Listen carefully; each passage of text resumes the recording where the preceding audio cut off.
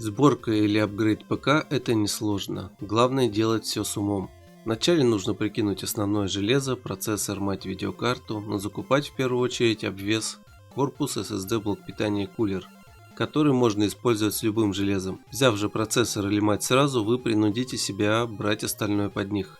Корпус всегда с запасом по длине видеокарты. Если железо потребляет много мощности, 100 Вт и более у процессора, 200 у карты, желательно искать его с предустановленными вентиляторами, хотя бы на вдув 2 и один на выдув для создания давления. Вот собственно и готово, а помочь подобрать товары и установить их можно удаленно, даже если вы женщина. Понадобится только нормальная крестовая отвертка.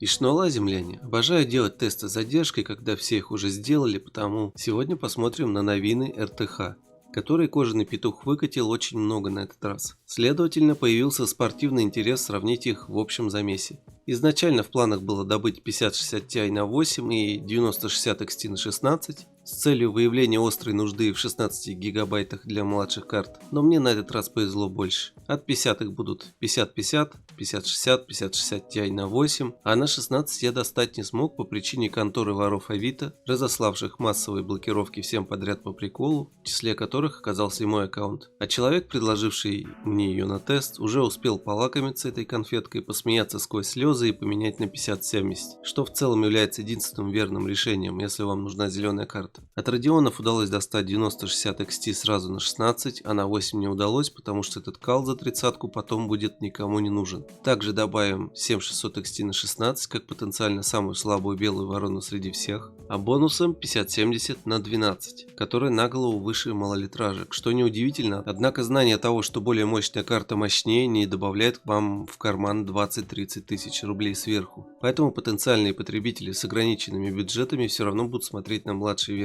Ах да, не забудем и про 3060 Ti с 3080, который я тоже записал. Короче, последние пару месяцев были весьма плотными и потными. Я не рекламирую казино или эвтаназию в Канаде, так что если вдруг надумаете поддержать канал, ссылки в описании. Заодно проверим поведение карты на разных версиях PCI-Express, которая меня, честно говоря, беспокоит, потому как они обрезаны до 8 линий, а доступность PCI-5 до сих пор весьма туманна. То есть, грубо говоря, в бюджетных сборках, на которые, собственно, и ориентированы данные видеокарты, 5-го PCI не будет изначально в большинстве случаев. И Чуханг с миньонами об этом прекрасно знает, так что винить в этом можете его в первую очередь. Если есть возможность, всегда пишите в комментах любой соцсети, особенно под зарубежными постами о ненавидии, что он мразота плюс пидор.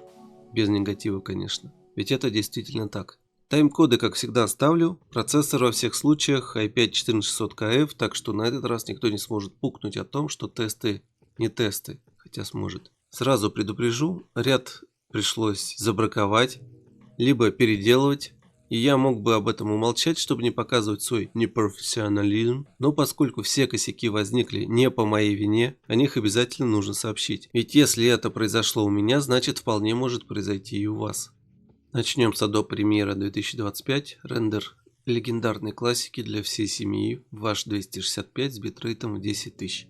Учитывалось только время обработки, а скорость создания конечного файла зависит уже от вашего накопителя. Результаты получились неоднозначными, быстрее всех отработал RX 7600 XT, 50 серии в целом потребовалось одинаковое время, а 3080 и 9060 XT оказались самыми медленными.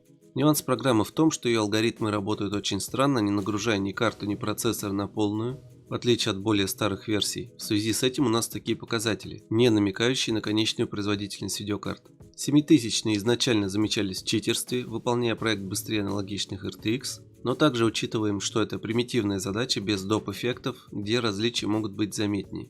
Теперь к играм.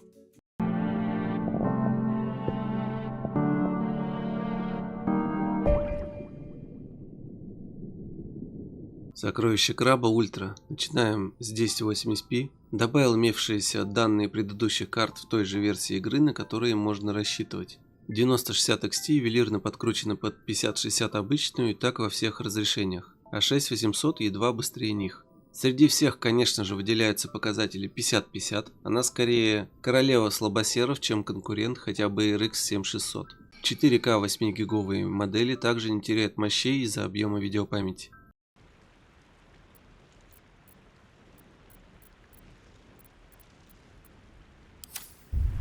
Вратарь Большанима 3 ультра настройки. RTX 5050 выдает на 17 кадров меньше при 1080p по сравнению с 4060. Драйверами вряд ли столько можно будет подтянуть. 5060 Ti 8 гиговый снова ничего не помешало обойти 9060 XT.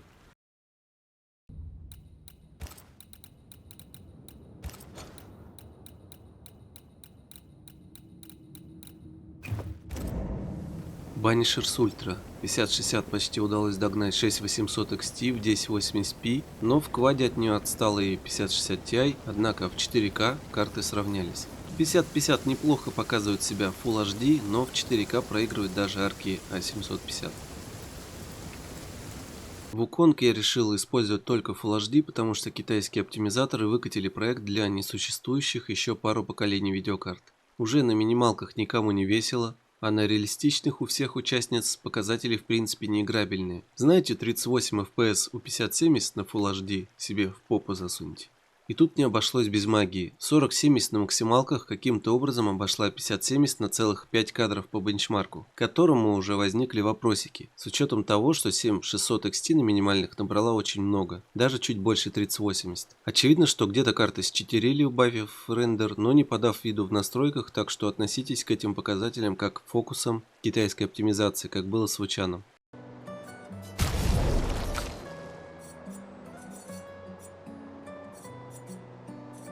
Акура Клара 33 эпические. 30% отставание 5050 от 60 выглядит довольно существенным. 60 Ti же быстрее обычной от 9 до 20% в зависимости от разрешения. 9060 XT тем временем притаилась между ними. Далее посмотрим производительность новинок в последней на сегодня технодемке на Unreal Engine 5.5.4 от стороннего разработчика Pasquale Scionti, который принимал участие в создании Hellblade 2 и Call of Duty Vanguard. В данном случае нас интересует готовность видеокарт в будущем модификациям самого популярного движка без влияния заговорщиков, например, под картой Nvidia последних моделей с ущербом для предыдущих поколений. Настройки эпические в кваде. И тут мы видим, как 9060 XT уступила 4070 всего 2%, держа в уме факт того, что 4070 всегда быстрее 16-гиговой 5060 Ti не менее чем на 10%, которую рекомендует каждый додик с YouTube, то 9060 XT будет мощнее обеих версий 5060 Ti. И даже в данном бенчмарке я не уверен, что разработчик не ориентировался в первую очередь на карты от Nvidia. То есть бубнёж про AMD не может является бредом жертвы маркетинга. AMD может, даже не напрягаясь. Осталось только захотеть.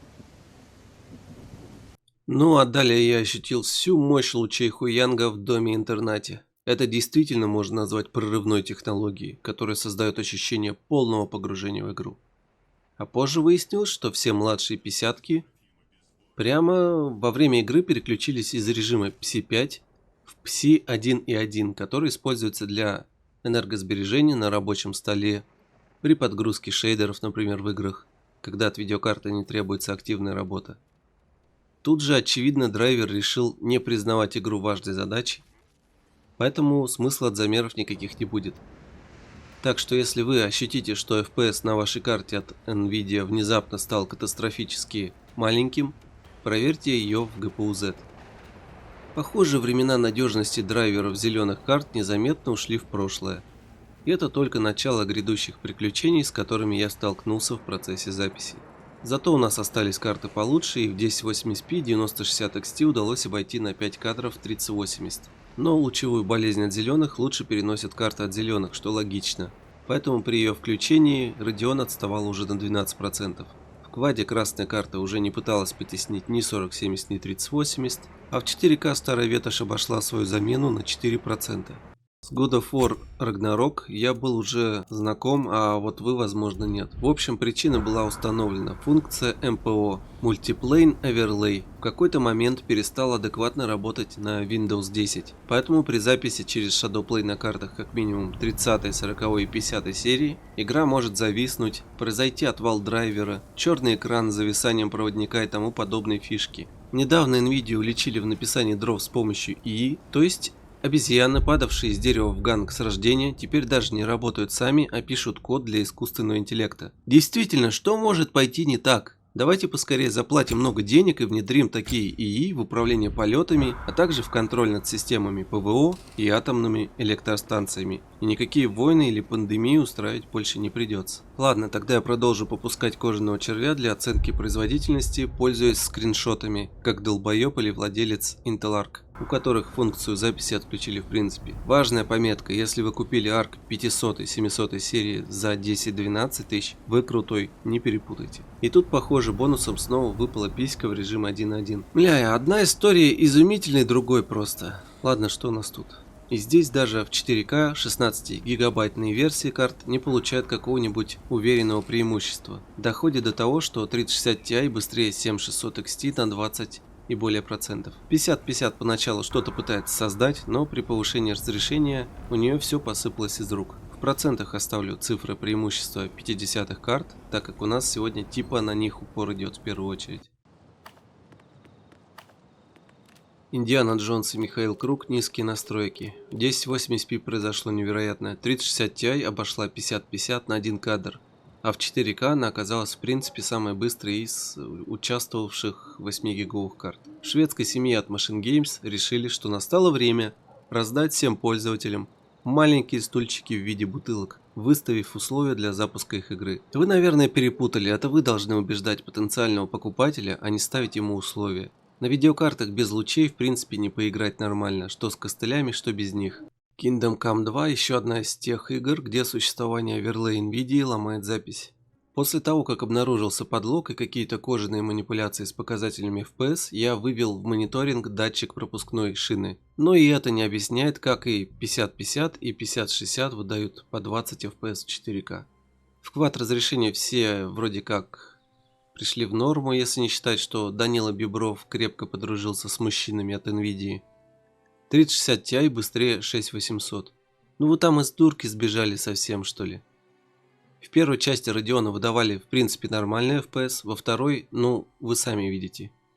А движок, между прочим, тот же.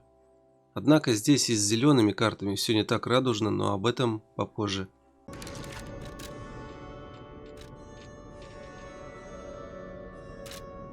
Lies of P Ultra. Показатели 5060 Ti снова ниже 5060 обычной по уже ставшей традиции причине. А в игре имеется заставка про AMD, так что красные карты показывают себя хотя бы просто нормально.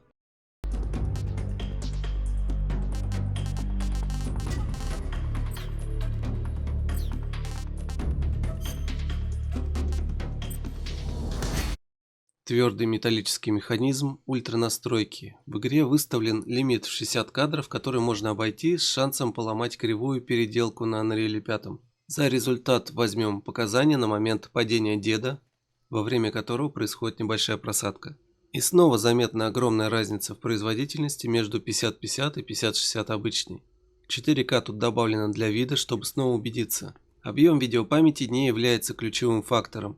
А без апскейлеров одинаково неиграбельно что на 50-50, что на 50-70.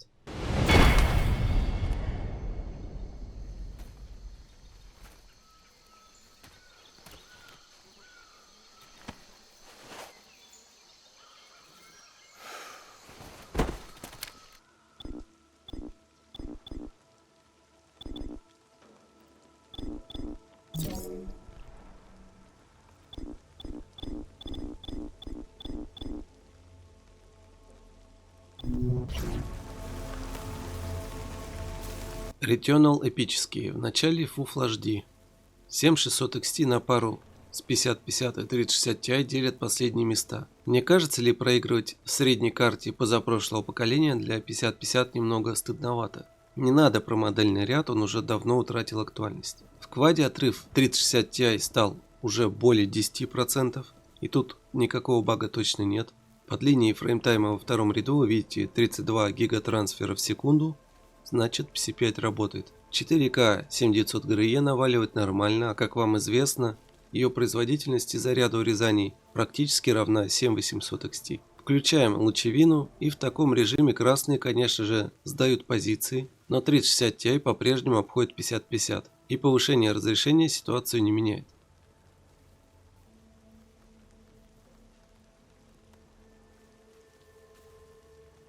В В Сталкере 2 смена разрешения во время игры продолжает цирковое представление на новых RTX, которого нет в 40-й серии.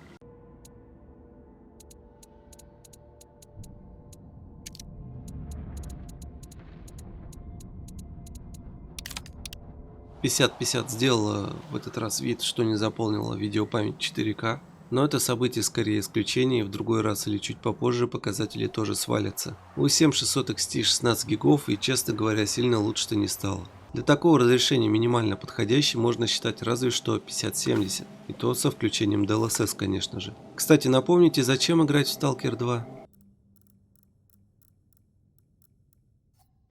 Джедай выпивший также эпический. И тут 50-50 опять слабее всех на любых разрешениях. Tainted Grail Ultra. Здесь 5060 была поймана за руку как дешевка, решив включить PCI 1.1. Датчик вместо 32 гигов показывал 2,5. Однако это все равно выглядит бредово, потому как разница должна быть значительно больше, чем какие-то 10%. Кстати, в этой игре мониторинг всегда показывает недогрузку видеокарт, и можно сослаться на процессор, но FPS все равно разный, так что это больше косяк взаимодействия движка с мониторингом. В итоге 50-50 может соревноваться разве что с аркой 750. Alters Ultra. Вначале посмотрим на изменения за год по драйверам для 3080, а то многие до сих пор любят говорить об умышленном устаревании карт при помощи них. Нет изменений либо нет, либо новые дрова дали 3080 1-2 кадра сверху. Кожаный, разумеется, все равно вас обманул, но более изощренными методами. Вернемся к основным участникам. И тут прям таки напрашивается появление 5050 Ti на 10 гигов, чтобы заполнить большой разрыв по феписам между обычной и 5060.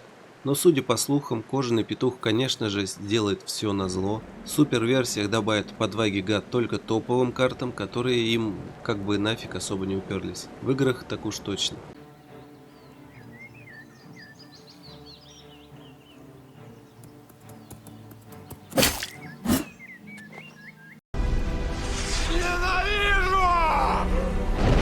Про Oblivion начнем с низких. Программный люмпин включен на высоких в обоих случаях. В этом куске кода крайне проблематично делать эталонные замеры, так как карты потолще уже не догружаются. Я бы, конечно, пролечил таких разработчиков, что без разрешения пользователя меняют рендер со 100%, хотя он его не трогал. Типа, ну ты же слепошарый соснольный лох, все равно не заметишь, зато фиписов побольше. Вернемся к нашим мученикам Аляски. 5060 Ti снова показала фокус с PCI-экспрессом, только это уже перестало быть забавным. Но при переходе в квад 8 гиговки переполняют эмоции, и они рано или поздно упадут в район 20 кадров. Хотя 7600 XT на 16 памяти тоже далеко не ушла. Как вы догадываетесь, повышать разрешение уже некуда. Покажут карты 7 кадров или 4, или игра просто вылетит, уже не имеет особого значения.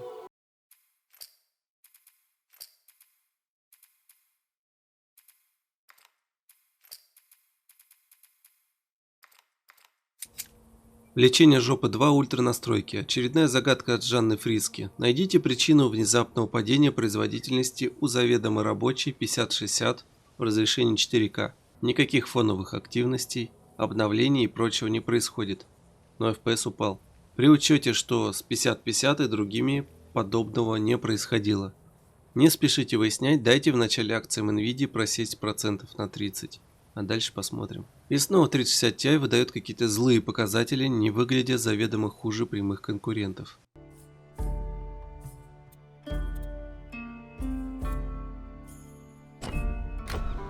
Titan Quest 2 эпический. Я написал разработчикам о том, что их игра в текущем состоянии планирует стать таким же скучным и беспонтовым, но красивым калом, как первая часть, и предложил помощь. Платную нахер. Но ответа пока не пришло, да и вряд ли он придет. Скорее немцы помоют многим мигрантам из Турции в Бундестаге, чем послушают советы от какого-то проклятого русского. По результатам. 3060 Ti продолжает унижать 5050 даже в самых новых движках, а 5070 мощнее 5060 Ti на 36% Full HD и на 37% в кваде. Это мы не берем в расчет 4К с нытьем о возможной нехватке видеопамяти. Space Marine 2 Ultra. Прежде чем начнем, я снова поймал за руку самого себя, что в итоге привело меня к умозаключению. Пока не ясно какому, но звучит очень интригующе, согласитесь. Короче, москвичи из Saber Interactive, которые еще притворяются нормальными, а не русскими, дают игроку два стула на выбор. FSR 2 и TAA. Это еще в первых версиях, сейчас там уже третья есть и генерация, но неважно. По идее, используя нативный режим, то есть 100% заявленного разрешения, в данном случае 4К, разницы в производительности либо не будет вовсе, либо она будет уже в пользу варианта с TAA сглаживанием. Но так как я заметил слишком уж жесткий буст феписов у 5060 Ti, ей не свойственный, только на монтаже, и карт от G-Video у меня уже нет, я использовал Radeon. И в обоих случаях сцены и настройки одинаковые. У меня в фоне открыты папки, вкладки и, собственно, сам Premiere. Разница в целые 30% в пользу варианта с FSR, а 17 FPS с потолка обычно не падают. То есть либо так называемым исходным заложено не 100% разрешения, а меньше, что дает прирост. Однако, как мы знаем, пресеты качества обычно используют 87%, баланс 50%, производительность около 33%. Что означает, режим исходный не может быть меньше них. Да и чем меньше разрешение, тем больше будут заметны пиксели или мыло, которого тут нет. В итоге возникает новая загадка от Жака Кусто. Откуда и как игра вытаскивает дополнительные феписы, которых быть не должно? Все, хватит Вархаммера уже, идем дальше. Witchfire почти бета-версии, я надеюсь, сейчас там ситуация стала лучше, особенно для Радионов, потому что когда я весной решил проверить ее, показатели красной карты даже снизились. Чтобы вам скучно не было с уже известными участниками, я накидал большую компанию друзей старых записей. Драйверы могут различаться на год, а вот версии игры используются прежние. Но вот как обоссанная 3060 Ti спокойно обходит и 4060, и 9060, сравнявшись с 4060 Ti. А вот так, потому что цифры верны, вся соль в дровах и предрасположенности движков. Тут в целом 30-я серия на ступеньку быстрее 40-й, но 5070, конечно, никому не догнать, разве что это задача для заправленной на 450 Вт 3080 Ti.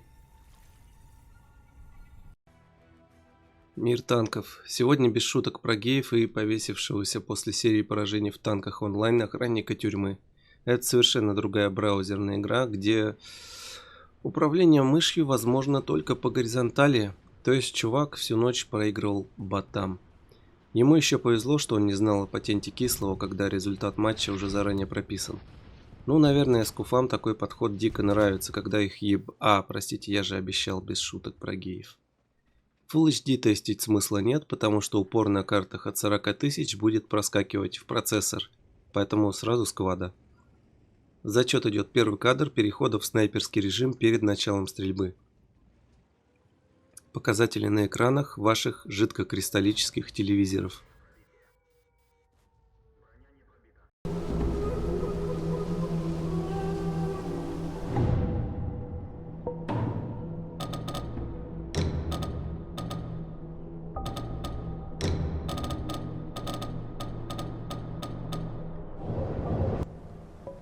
Вы там не устали еще? Погодите, не расходитесь, тут вучан остался. Настройки минимальные, потому что требования безбожные. 9060 XT на 16 жестко стартует на Full HD, сравнявшись с 3080, однако логика тут не работает, и в кваде 4К карта откатывается назад, уступая 8-гиговой 5060 Ti. А теперь поглядим на новую версию генерации кадров, которую Кожаный нам впарил, сравнив 5070 с 4090. Особенность в том, что на этот раз они их не тупо удваивают, а умножают в 1,5 раза или более. То есть, как минимум, в первом варианте ухудшений не должно быть заметно. Конечно же, используем Киберпанк, высокие настройки, Full HD разрешение и DLSS в качестве на примере RTX 5050, которые как раз дополнительные кадры лишними не будут. При активации генератора рефлекс включается по умолчанию и требует перезапуска игры, как в лохматые годы. Ну, хотя бы перезагрузки компа или переустановки винды не требует, и на том спасибо. Изначально мы имеем 122 FPS, агрессивная езда по городу и стрельба не вызывает никакого дискомфорта. Производительность уже высокая в целом. Использование видеопамяти достигает 6380 МБ в пике. Включаем генератор кадров на X2, получаем от 122 настоящих, 174 не самых настоящих. Управление по-прежнему такое же отзывчивое, артефактов незаметно. График фреймтайма уплотняется из-за наложения кадров. 6540 МБ использованной памяти в пике.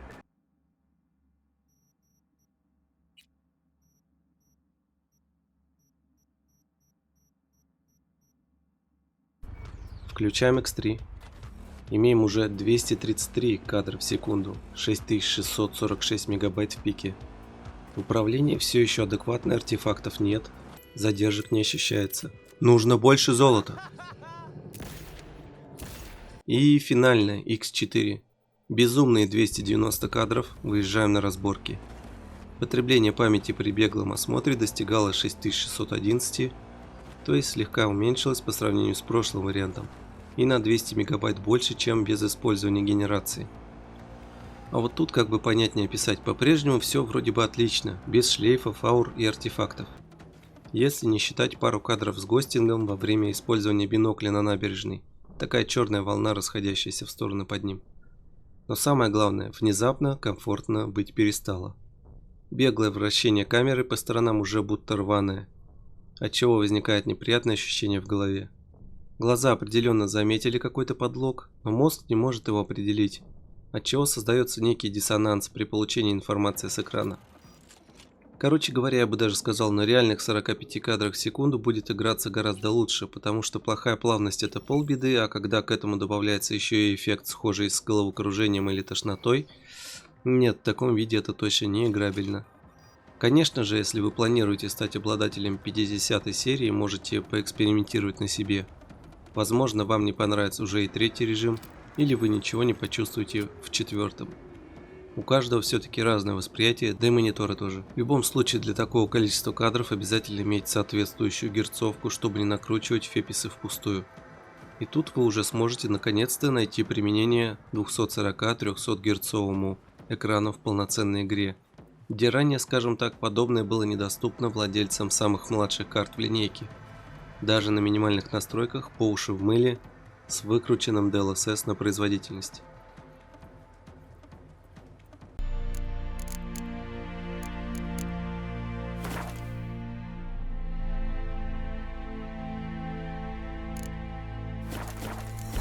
Неужели вы подумали, что сейчас пойдут титры, а я с вами попрощаюсь? Конечно нет, и титров в любом случае не будет. У нас тут серьезный канал для профессии аналов с глубокой аналитикой, а не половое сношение подписчиков с призывами купить 5060 Ti на 16, потому что там много гигов на будущее. Пока глянем просто на показатели производительности в трех разрешениях в Ведьмаке. 50-50 в тесте нет не потому, что результаты опять забраковал, а просто забыл их сделать. Но склеротик и обаный. Не сердитесь, пожалуйста. Все на своих местах вроде бы. На этот раз 5060 Ti вплотную подобралась к 4070.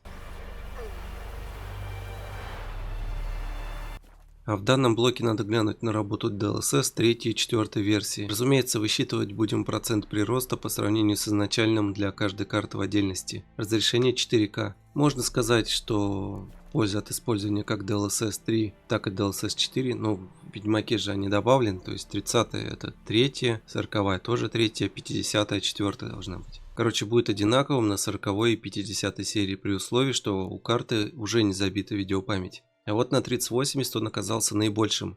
И также было заметно, что при включении DLSS возрастает объем используемой видеопамяти от 500 до 600 мегабайт сверху, хотя это звучит абсурдно, ведь DLSS создавался в том числе и для ее экономии. Полагаю, помимо официально занятой памяти на мониторинге, видеокарты используют особые алгоритмы для использования резервной информации, которая изначально скрыта. Если первый все еще достаточно, чип кладет ее в карман официально для активного взаимодействия. Если же она уже забилась по причине неправильной работы этих алгоритмов, то и прироста мы уже никакого не получаем, как у 5060. У 5060 Ti все нормально, а должно быть одинаково, ведь карты из одной линейки. Значит, и их поведение должно быть схожим. Очевидно, еще один просер в дровах. Не дофига ли косяков у 50 серии получилось? Я буквально нацеплял все возможные за время использования этих карт.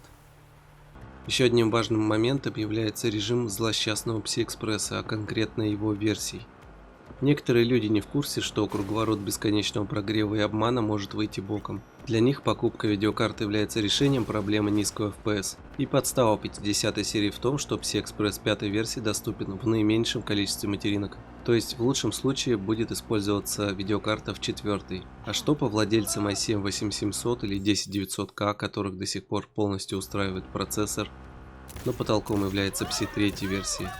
И конечно же, почему не вспомнить совсем отбитых хардкорщиков, которые сидят на i7-4770, 3770K или вовсе на 2600, и процессор также их вполне устраивает, но видяха вышла из строя, превратилась в прах или просто перестал отвечать требованиям, а доски чипсетов поддерживают только 2.0 соответственно. Напомню, в магазине давно не продается новых 1080 или 3080. 40-я серия лежит по остаточному принципу и заведомо дороже 50-й. Ну а нафига брать дорогую устаревшую 40-ю, если есть новые дешевле. Короче, меряем феписы в разных версиях PCI-Express с наиболее проблемной в этом плане 5060 Ti на 8 гигов. Напомню, у карты 8 линий вместо 16, что может добавить проблем, которых уже навалом. И снова Wukong. На максимальных настройках результаты одинаково низкие, но в режиме 2.0 все же вышло еще меньше. Экспедиция 33 на эпических и минималках. Вдруг что-то обнаружится. Да, уже в кваде на эпических FPS провалился, и по идее шина просто медленнее, значит нужно дольше подождать, пока прогрузит. Но это так не работает, и просевшую производительность от перегрузки памяти нередко восстановить нельзя даже перезапуском игры. Только перезагрузкой компа. И так каждый раз. Ну круто же.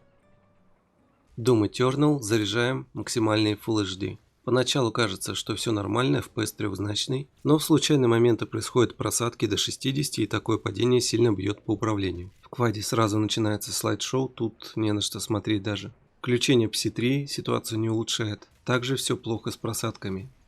А вот в четвертой версии производительность становится нормальной на 1080p, но в кваде она снова падает ниже 60. И только в 5.0 можно получить наиболее стабильный геймплей без критических падений, при учете использования максимальных настроек и забитой памяти, хотя в кваде снова начинается снижение, но не ниже 100 кадров.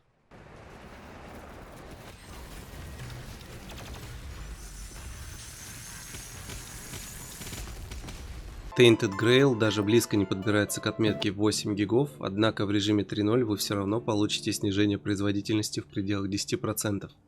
И наконец-то остался последний вопрос – утечка памяти. Если речь об оперативной в целом, то это совсем не страшная проблема. Я вот припоминаю Horizon Zero Dawn, в которой на ультрах забивалось 20 или даже 24 гига. Когда у тебя 32 или более, ты этого не заметишь или просто докупишь модулей большего объема. Но в случае с видеопамятью это становится критичным, ведь перед пользователем встает выбор – взять дресню на 8 или клоунскую хуету на 16 в 1,5 раза дороже. И на канале про хай-тек не так давно проскочила информация про Kingdom Come 2, в которой спустя некоторое время она забивается и начинает резко снижать производительность, что становится неприятным событием для игрока, который посмотрел на какой-нибудь небольшой отрезок в тестах, там цифры были приемлемыми. И автор видео зачастую не преследовал цели обмануть, он был сам обманут. Значит, будем бегать туда-сюда и сравнивать показатели на 1080 и в кваде, на местах остановки после быстрого перемещения. Вообще такими делами должна сама заниматься маленькая инди-студия из Чехии, но что поделать. На Full HD в режиме 2.0 ничего страшного не происходит, помимо изначально сниженного FPS. А вот в кваде при уже первом перемещении FPS проваливается почти на 20 кадров и больше не возвращается. Здесь заметна разница, и на 5.0 показатели выше на 5-6 кадров уже при сравнении с четвертой версией. Если бы речь шла о 100 и 90, можно было сказать, ну вам что, мало что ли? Тут же фепис изначально на грани, соответственно на какой-нибудь 50-50 такие настройки станут проблемой даже на пятой версии, не говоря о более старых. А можно ли как-нибудь убрать неприятный этот момент, потому что даже на пятом PC все равно есть снижение. Давайте закрепим результаты здесь же, но с 5060 обычный, выбрав квад на ультра и высоких настройках. На ультрах проблема сохраняется, от изначальных 60 к ночи остается только 40, что нельзя списать только на усложнение сцены и расходов на освещение. На высоких же от 72 ночью имеем 66, что укладывается в норму. Так что если вы хотите стабильности в этой игре на картах 50 серии младших, выше высоких выкручивать будет чревато последствиями, особенно на PC3 и 4 версии. Ну или альтернативный вариант, купить 5060 Ti на 16 втридорога и стать дауном.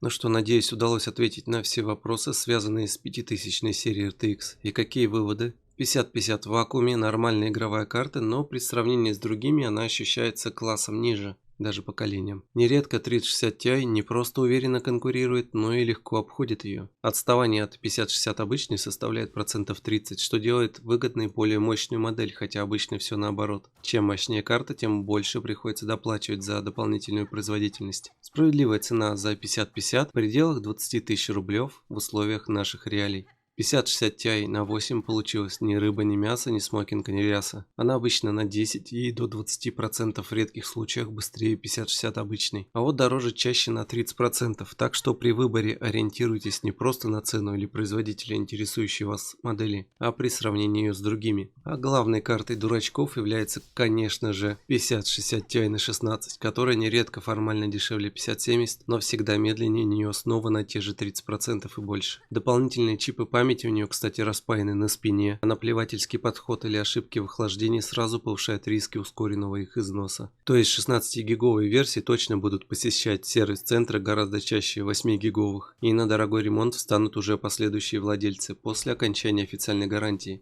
Или первый покупатель, который уверовал в будущее и собрался играть на ней 5 и более лет.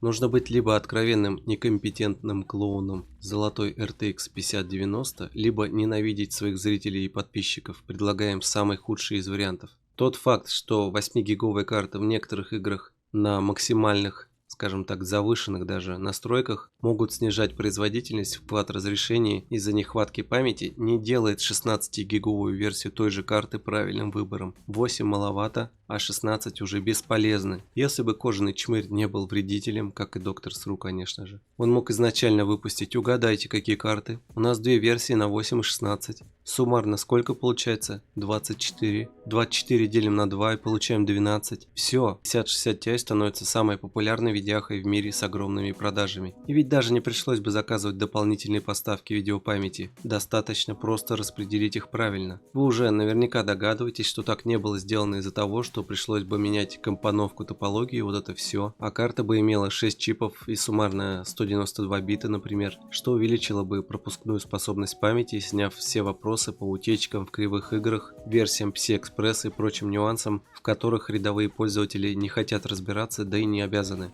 А чтобы заинтересовать геймеров новой серии, уже 5050 можно было бы поставить 10 гигабайт, как 3080, потому что некоторые подлинные игры требуют примерно 8200 или 8,5 гигабайт для сохранения полного комфорта на максималках. Соответственно, 5060 также дать 10, а у TI было бы 12. И так все карты будут представлять интерес и иметь плюсы на фоне 40-й серии. Почему я говорю, что Чуханг делает это на вред? Потому что доля прибыли с игровых видеокарт в Nvidia по отчетам составляет всего лишь условные 5%. Остальной доход давно уже идет с промышленных решений для крупных компаний, чипов для автопилотов и всей этой требухи. То есть бытовые видеокарты для Хуянга это что-то типа хобби. И чтобы терять лицо, продолжая наебывать людей равенством 50-70-40-90, надо быть каким-то чудовищным мелочным ничтожеством и мойщиком посуды. Кстати, что-то я не слышал, чтобы кто-то из правительства Великой Демократической Америки и регуляторов схватил его за руку и зарядил крупный штраф за подтвержденный факт мошенничества. Ну не, это точно не коррупция, ведь коррупцию придумали вражки. Старт продаж 50-й серии за последние годы можно считать наиболее неудачным. Опять нытье, загорелые коннекторы, черные экраны, вылеты. Я нередко топил за карты AMD, но не мог не отрицать удобство в использовании, качество записи и стабильность GeForce.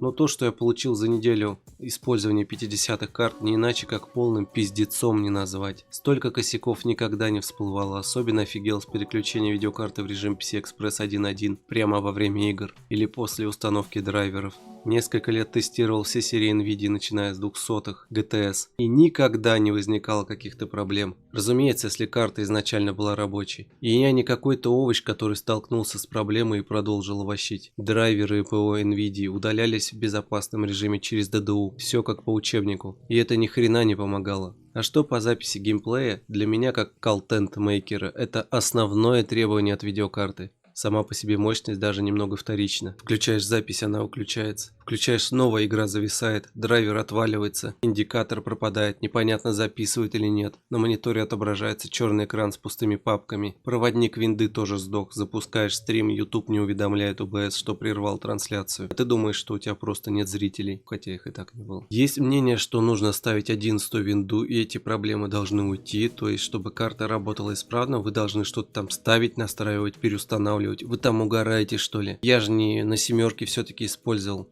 Десятка все еще достаточно популярна, удобнее в управлении, и поддержка ее действует. И она не такая педрильная, как 11-я, которая держит пользователя за самого тупого американца, скрывая от него ранее доступные опции. За последний месяц утратилась та уверенность в надежности карт NVIDIA. И это самое страшное для компании. Но сбросить оковы рабства способны не только лишь все. Мало кто может это сделать. То есть, чтобы мнение поменялось, нужно откровенно косячить пару-тройку поколений подряд. Можно ли найти еще более идеальный вариант для рывка Radeonов, сконцентрируясь хотя бы на той же 9060 XT, сделав ее на 10-12 гигов? Барыги-ритейлеры задирают цены на красные карты. Опять эти дебильные отмазки. Во-первых, поставщики электроники не станут поднимать их на непопулярный товар. А никто не будет отрицать, что любая из 50-й серии продастся быстрее АМДшной карты. Продавец не враг самому себе. Во-вторых, регулировать цены можно даже на сигареты. И в самой захолустной забегаловке они почему-то равны. Но я тут отошел от темы в болтовню, которая пересекается с темой другого видео. Подытожим. Если вам нужна работа с CUDой или игры на Full HD кваде, ищите 5060 обычную в пределах 27 тысяч или 5050, которая соответственно должна стоить на 30% дешевле, исходя из ее производительности, и не выкручивать максимальные настройки. 5070 берете в пределах 50 тысяч. Ее производительность весьма достойная с учетом того, что она у вас будет работать исправно. Но карта вышла горячее 4070 на 50 Вт, поэтому выбирая самые дешевые версии, учитывайте этот момент. Например, MSI Shadow, что была в тесте, имела высоковатые, но терпимые температуры на открытом стенде на полу, и в плохо продуваемом узком корпусе все может поменяться в худшую сторону. А если вы уже послушали всяких педаликов или авторитетного одноклассника, который на самом деле является маркетинговым овощем, и купили 5060 Ti на 16 для игр, скорее продавайте это говно, пока к вам не прилип статус опущенного, от которого практически невозможно избавиться. Единственный вариант применения повышенного объема видеопамяти — это работа со всяким специальным софтом и нейронками, которые бесконечно жрут гигабайты как паровоз уголь. И при их нехватке процесс может затянуться не на пару лишних минут, а даже на день. И последний аргумент, который каждый фуфел повторяет как мантру про запас на будущее, является несостоятельным. Просто посмотрите на 1080 Ti, которая уже устарела технически, или 16 гигов RX 6800, которая в ряде игр на всех разрешениях идет на равных с обычной 5060 на 8. Ваша карта все же перестанет быстрее тащить игры в принципе, чем у нее закончится 8 гигабайт. А при должном упорстве с выкручиванием максимальных настроек не составит труда сделать тыквой даже 5070. На сегодня все. Подписывайтесь на канал, оставляйте комментарии, делайте репост знакомым, чтобы видео имело максимальный охват, потому что теперь только здесь говорят правду.